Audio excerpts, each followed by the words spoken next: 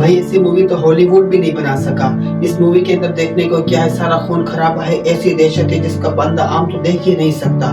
The Conjuring और the fall ऐसी मूवियां हैं जिसको देखकर इंसान का दिल धड़कने लगता है, लेकिन इसको देखकर तो इंसान का दिल फटने लगता है, क्योंकि कुछ सीन्स में ऐसे दिखाए गए हैं जो इंसान को बर्दाश्त से बाहर हो जाते हैं। जिसमें एक सीन दिखाया जाता है कि औरत की डिलीवरी के वक्त सबसे ज्यादा दर्द होता है, और वो बच्चे को जब जन्म देती है तो उसे कितना दर्द होता है। इसमें तो दिखाया गया है कि एक शख्स हाथ मारकर बच्चे को, उस पेट को पुश कर बच्चा निकालता है। कितना जालिम से दिखाया गया है।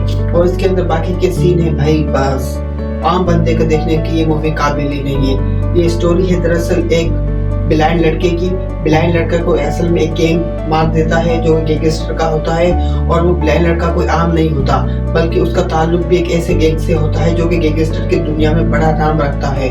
और उसी के अंदर होता है उसका भाई मार्को, जो अपने भाई का बदला लेने के लिए वापस आ जाता है, और आकर ऐसा बदला लेता है कि जिससे देखकर दुनिया दंग रह जाती है। आखिर में जब बात होती है इस बात पर कि चलो सेटलमेंट कर लेते हैं, कुछ तुम दो कुछ हम दे, और मामला खत्म करते हैं, लेकिन मार्को जो कि पीछे हटने वाला नहीं, वो ऐसे ब्रूटल तरीके से अपने दुश्मनों को मारता है भाई, तौबा ही तौबा है।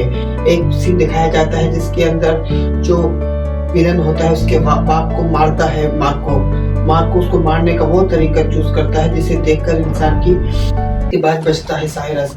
और साइरस से बदला लेने के लिए वो तेजाब का तालाब तैयार करता है, और तेजाब के अंदर उसको फेंक देता है, इस तरह से चलाता है कि उसकी कोई शनाख्त नहीं हो सकती। तो भाई इस मूवी ने वाकई ही लोगों का दिल जीत लिया है, और ये बड़ी ही एंगेजिंग मूवी है। इसमें जो हीरो है वो है तो नया, लेकिन उसकी जो आतंक है, उसकी दहशत है, उसका जो स्टाइल है, एटीट्यूड है, सब आतंक है। आप देखेंगे तो आपको बड़ा ही मजा आएगा।